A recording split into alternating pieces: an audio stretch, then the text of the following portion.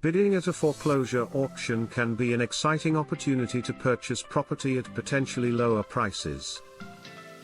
However, it requires thorough investigation and preparation to ensure a successful bid. Here's what you need to know before participating in a foreclosure auction in the USA. Conduct a title search to identify any existing liens or claims against the property. This is crucial because you may inherit these debts if you win the auction. Understand that you may not have the opportunity to inspect the property before bidding. Familiarize yourself with the specific rules of the auction, including registration requirements, bidding processes, and payment timelines. All auctions require a deposit or earnest money upfront. Determine whether the auction is absolute, where the highest bid wins, or has a deficiency involved. The bank or the plaintiff will always have a reserve price.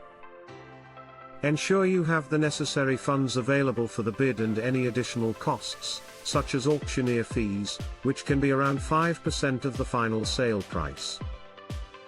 Be aware of the highest bid, which is typically set at the outstanding mortgage balance or a lower amount to encourage bidding. Understand the foreclosure process in your state, as it can vary significantly. This includes knowing how long the homeowner has been in default and whether there are any pending legal issues. Be prepared for the possibility that the auction could be postponed, withdrawn, or cancelled, which can happen if the lender resolves the situation with the borrower.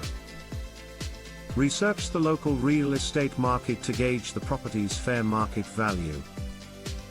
This will help you determine a reasonable bidding strategy and avoid overbidding. Participating in a foreclosure auction can be a rewarding venture, but it requires careful planning and due diligence.